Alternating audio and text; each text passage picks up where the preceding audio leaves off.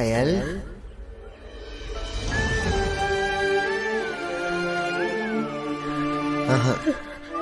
ஏ பொண்டாட்டி,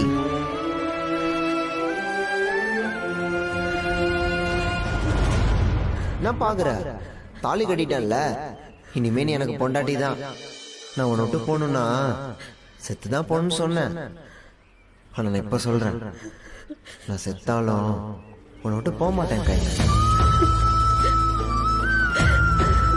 உன் கூடயே தான் இருப்பேன். வா.